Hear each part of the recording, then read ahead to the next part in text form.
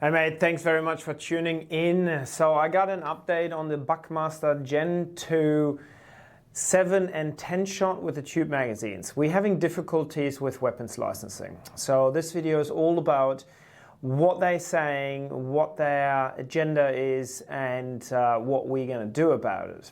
Now, strap in. This is going to be a rough one. First up, I have to explain the import permit process in order for you to understand what's going on and what weapons licensing is doing. So as an importer of firearms and firearms parts, we have to ask for a B709A. The B709A is an import permit for firearms or firearms parts. The permit is only valid for one shipment only. So if you write 2,000 guns on there and you bring in 1,000 guns, they're going to rip it up and that's it. You have to apply for another one. You don't get to keep the allocation. You apply to weapons licensing. Weapon licensing will then assess the application, work with customs, because technically speaking it's customs who need the import permit, or the import permit is for customs to process and clear the firearms. But the two agencies work together. Now, we have applied for hundreds of permits, thousands of guns, relatively smoothly. However, the Buckmaster Gen 2 with a 7-shot and a 10-shot tube magazine, right? Currently, weapons licensing does not process our applications. Our applications have been submitted in August for the magazine tubes themselves and later on for the Buckmasters. We contacted them and said, hey, what's going on? And basically, in the beginning, they weren't straightforward with us and they said, well, there's discussions around the 7 and 10 shot. Well, that doesn't really tell me anything or help me with anything. I said, I have a shipment in Turkey sitting ready for shipment and it needs to go. What's going on? The challenge was that weapons licensing just did not approve it. We don't have much time. Like, these guns have been paid for, they're sitting there, they're costing us a lot of money sitting there doing nothing, right? And you guys want your firearms, obviously. So we said, it seems like you have a problem with the 7 and 10 shot. What if we take him out of the boxes, disassemble them again, put a 5-shot magazine on them, just like this one, and then you approve the permit, so at the very least we get the firearms in because they've been manufactured sitting there and they're costing a lot of money. Weapons licensing said, yep, if you change that to 5, we'll approve it. We changed it, they did. Now, thank you to Selic Arms for being absolutely amazing, because they had to unpack all the pallets and exactly do as I just described. So after that, we got our import permit, and then we also wanted to import the magazine tubes, because a lot of customers have obviously requested and bought the magazine tubes for all the Gen 1 owners and obviously some of the Gen 2 Buckmaster owners. However, weapons licensing refused to do it. Eventually I got through to someone high enough within weapons licensing to actually give me a little bit more of a concrete answer, but still very vague. According to weapons licensing, they are currently reviewing the lever release and button release shotguns, and they may or may not in the future change the classification or the action type or any of the above, like they have done with the Adler and the Adler 5-shot and 5-shot plus. Now, that doesn't sit well with me, because weapons licensing says we may in the future, and because we can't trace it, it's going to make it more difficult to find them after the fact. Now, 7-shot tube mags and 10-shot tube mags, or even longer ones, are already in the market, being sold, being put on, especially for competitive shooters and obviously some of the duck shooters and hunters. So that argument really didn't sit well. And then they said, well, it's about public safety. I'm all for public safety, and I fully, wholeheartedly back that, right? We all want to be safe, that's fair. But you can't use public safety as an excuse to say you're doing something in the future that may impact the current legislation. The police weapons licensing are what's called the executive branch. The executive branch enforces the law. They don't get to make laws, and especially they don't get to choose to enforce this law over this law and not enforce that law. Now, there is such a law that says that you have to process these applications in a timely manner. 4 months is not a timely manner. What they are doing is they're not processing the permit, because if they were to decline the permit, I would have grounds to go to court and argue in court about the decision, because it is a category A firearm, as it is here, and it can have a 7, it can have a 10, and in some states it can have an even longer magazine tube. So police gets to enforce laws, doesn't get to make them, right? Also doesn't get to block procedure if they may do something in the future. If you don't like the legislation, go and get it changed. But you can't change it if you're the executive branch. You have to enforce it, you don't get to choose. So do what you need to do, and if you don't like it, take it to the politicians and get them to change it. But that is the same for us as well. If we want to change the legislation, we have to go through the politicians and the legislator.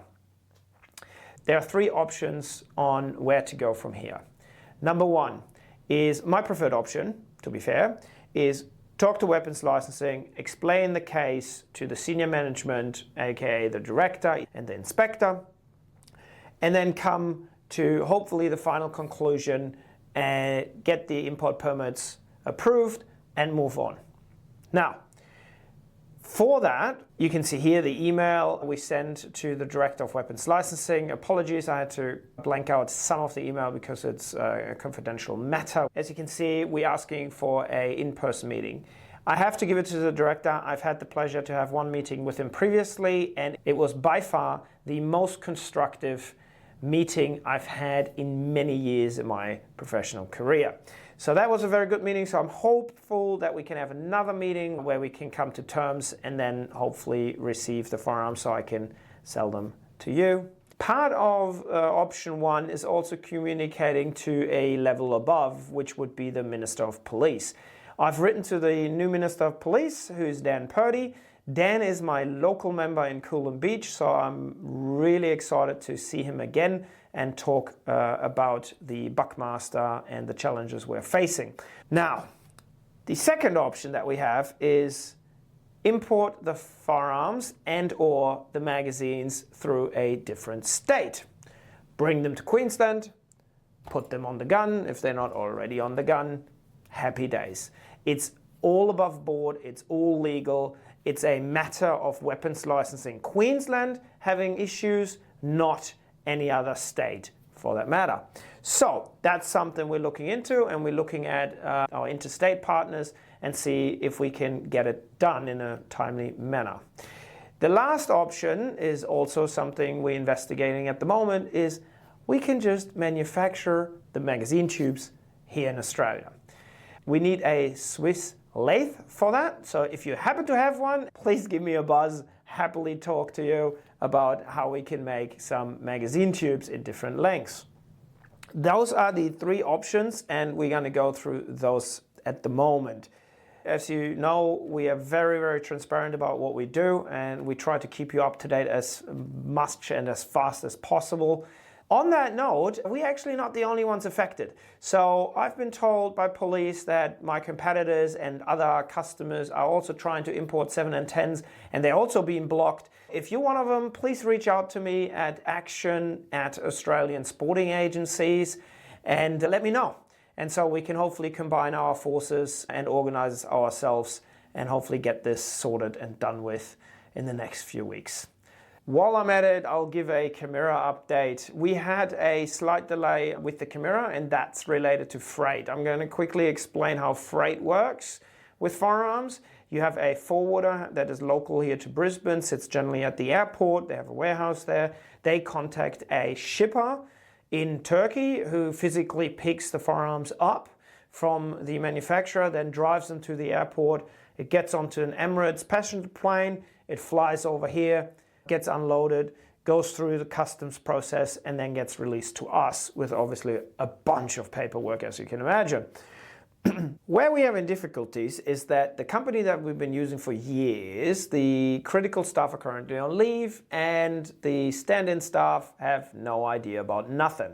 So they weren't able to get the firearms onto the Emirates flight and saying they're not allowed on an Emirates flight, which is just not true. They're making a mistake or they're not getting the right information. Either way, they can't help us or couldn't help us, so we had to find a new freight company. We're now using one that supplies all the big fellas.